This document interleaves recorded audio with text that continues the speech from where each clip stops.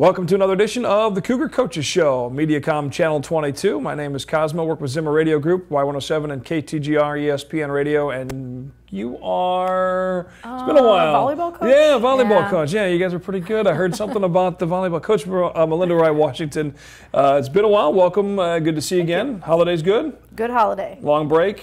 Long break, yes. Had the kids at home and time to decompress from the season. Decompress a little bit. Obviously, another amazing run for your squad all the way to the national championship match once again, and just fell that one match short, losing to Concordia, the number one seed, 3-1 in that final match. Take us a little bit to the end of the national tournament.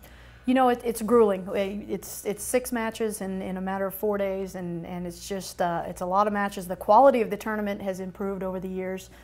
This is my 13th season, and over the years, the teams overall have gotten better and better. And I think that this was the best field of teams that we've ever had at a tournament, as far as being challenged through pool play, and then in the quarters, semis, and finals, being challenged all the way through, and really having to play at a very high level to find wins. Right, and as you said, you know, Concordia again, the number one team, seeding-wise. You guys at the end, you know, were at that 3 spot pretty much the whole last half or 3/4 of the season, and there was a little change at the top there, but you got all the way to that championship match, and 3-1 was the final. Take us through a little bit of how that broke down. I know the second set you guys were able to get, couldn't quite climb back in it and go get any more. Yeah, you know, I think it was an emotional high earlier in the day to play University of Texas at Brownsville. University of Texas at Brownsville was a team we played the second week of the season down in Tennessee. We went down to Lee University tournament and played them down there. At that time, we were still refocusing. You know, we had a lot of new players at the very front end of the season, and just learning and trying to play more as a unit early in the season. And we knew that was our shot to be at number 1 all season as far as the rankings went, was to beat them early, and Texas Brownsville beat us pretty good down at Lee early. And so you know, and they are, excuse me to interrupt, they were the defending champions and kind of had been your evil nemesis the last 3 years or so. Yeah, and when we played them earlier in the season, we had a couple of leads in the first 2 sets, significant leads that we blew. And so we knew that we had the potential to be able to beat teams and to be number 1 in the country, and worked really hard all season.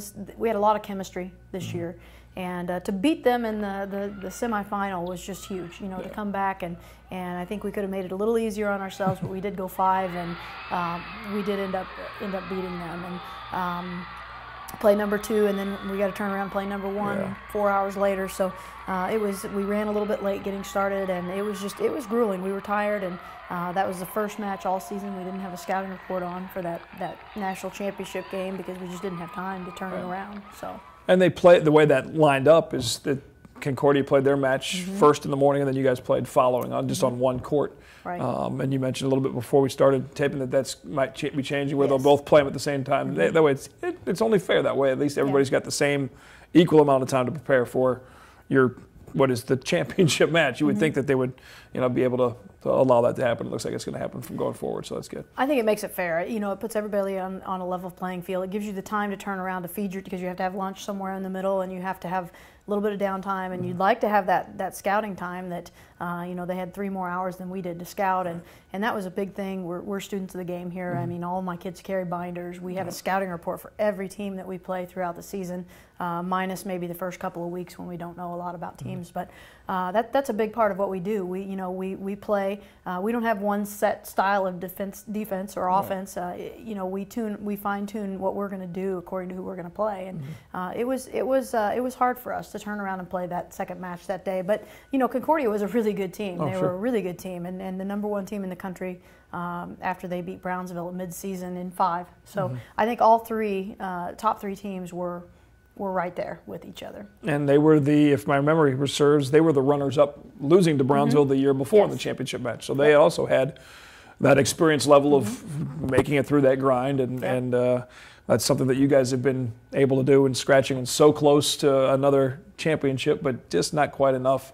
The iconic picture of that event is the win over Texas Brownsville, where Paula, who's got some good height on her anyway, she had her fist pumping in the air, and then you got Simpson in the corner with her jumping around. I mean, that's one of those photos that I think will be on a wall somewhere in this building very soon for a long time. It's one of those sports photos that you see where you just kind of go, okay, you know, if you weren't there, you can totally live the moment, the celebration that was that win.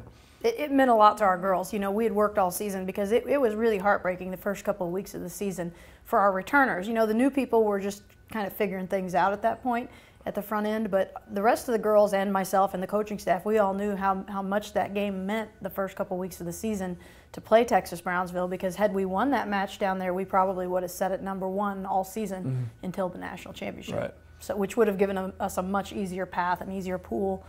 You know, there was a lot riding on that match at the front half of the season. So I think to just sit on that and let that brew all season in practice, and you know, we practiced at 5 a.m. a lot this season. You know, that to be able to come back and win, and to practice and work to be able to beat that team was just huge for us. Yeah, and once the brackets came out, you could see the collision course at some time that was going to happen, and to get that over the hump was a pretty special deal. The 4 girls that have finished their career, Paula Fajeda, Elena Bertrand was, or not Elena, Elena was just for 1 season, but what a season it was, and then Aaliyah Hayes and Kelly Corkum, your other 4. Talk briefly about, we'll end with Paula, because I think she would need your office to hold all of her accolades, but talk about the other ladies that are finished playing for you at Columbia College. Just great role models to the rest of the team. You know, Elena and Kelly all kind of put together. They're both physical therapy majors. They're both very concerned with grades and academics, and the combination of that and athletics, their work ethic. Both of them have great work ethic on the court and off. You know, just great role models, you know, as far as being a student athlete. Aaliyah takes it a step further, I think, with everything she does in the community. She helped some of the basketball boys here on campus. They started the Fellowship of Christian Athletes meeting, and she's on FC. You know, she just does a lot. She's a peer educator here.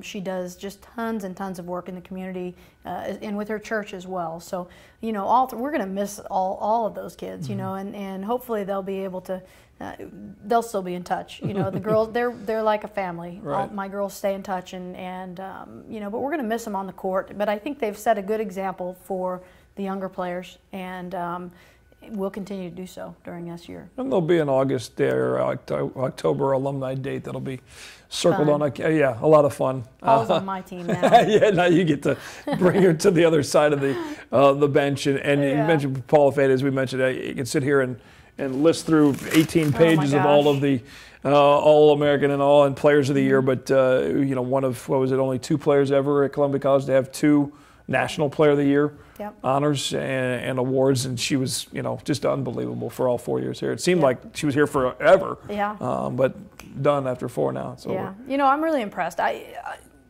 just extremely impressed, of course, with all of her athletic accolades, but just the academics that go along with it are just spectacular. I mean, it's just so difficult to do what she's done. I just can't.